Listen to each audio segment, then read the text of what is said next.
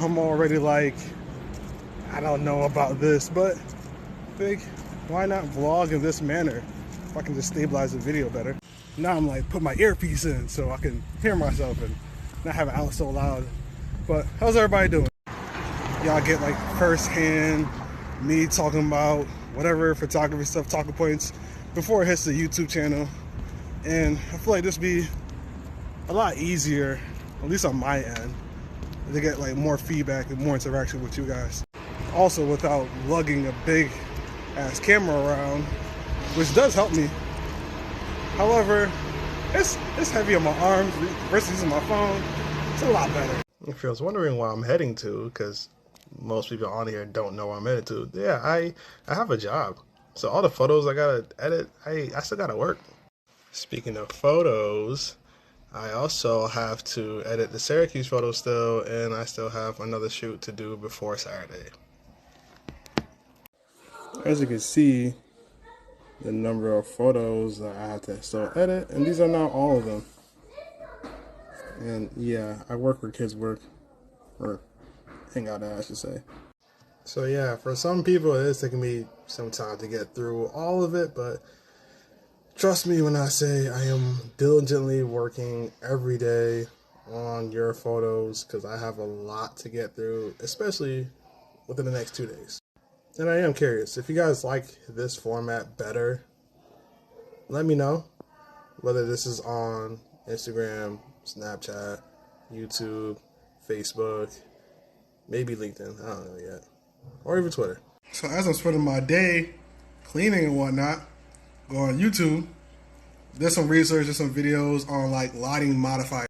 I'm over here learning that I'm using my flash entirely wrong, the way I place it, the way I have it, how much power I'm using, so on and so forth. So I'm sitting here like, oh my God, like I could have gotten way better shots, way better photos, could have done this, I could have done that the entire time for the last, I don't know, 3 weeks maybe? The lesson I learned through this experience is never stop learning, even if you're out of college. I'm just excited for this graduation shoot that we'll be doing because now I know better. Let me show you what I'm talking about real quick. So from where you guys are at, you usually have the flash right around here. But what I'm told, it's supposed to be, roughly speaking, around here. Or at least as close as possible to your face. That's not going to be in shot when taking said photo. And obviously I'm going to use less power than I would normally use. Oh, y'all about to get hit with the solar flare. Dragon Ball Z reference if y'all don't know. And then, this thing, if I'm not mistaken, might be just a tad bit too small.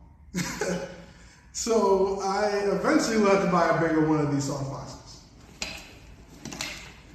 And I'm supposed to use all that with the flash at roughly a 45-degree angle to get like really buttery, cream, smooth skin looking shots. Not saying that I ain't got, shots that kind of look like that, but I'm kind of trying to tell y'all that it could be better. Also, I was telling a friend of mine that I do some promo. So, promo! This will be happening June 16th, Doubletree Hotel, 225 Water Street, Binghamton, New York, and doors open at 6 o'clock. It is Binghamton's second annual Black Excellence Award, Black Excellence Forever. I was going to say Black Wakanda. Wrong.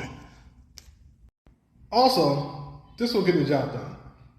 May not be like the best way to get the job done, but I mean like you'll at least look more than a beginner by getting one of these, I don't know really what you want to call this, and including with the cover too.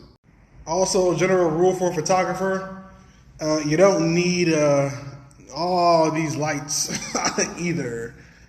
It's completely unnecessary. But hey, it's fun to be creative, so if you can afford this this is definitely over like months and damn near I want to say 2 years tops. Yeah, feel free to do so. I don't really use the flash as much as I would like to. The other light that I have over there, I use mainly. Then you have my ring light that I use for accent light, or even sometimes as a key light. And then I have the 2 lights behind me, mainly used for DJing, but it works for this photography setup. So yeah, if you want to be creative, get some more lights. Yeah, I know I'm just talking about weird or random stuff, but can't forget this bad boy that I rarely use. It's a reflector. You can use it in different ways. Mainly this color of the reflector allows more light to be shined on the subject without having to have a second light, nor having to have as harsh as the second light would have. Also, I want to say that if you ever want to find a very cheap way to get different colors in your photos without buying all these different type of backdrops, whether it's this one or other color ones that I have, one good way is to get a gray backdrop. And if you have seen some of my shorts or some of my reels or even my YouTube channel, which I'll probably do it right here, at least for the Instagram side of things, you will notice that I made the backdrop a different color. And why is that? Because I had a gray backdrop and I used a red light to reflect off the gray backdrop, which made the gray backdrop red. I would definitely recommend though, you be careful when selecting a gray backdrop. The lighter the gray or even darker the gray will affect the type of color that you do produce in your photos. So just be mindful of that. Thank you for being here for my TED Talk. This is Out of Frame, and it's time for me to go out of frame. And don't forget to get yourself a photo shoot with your boy Drake.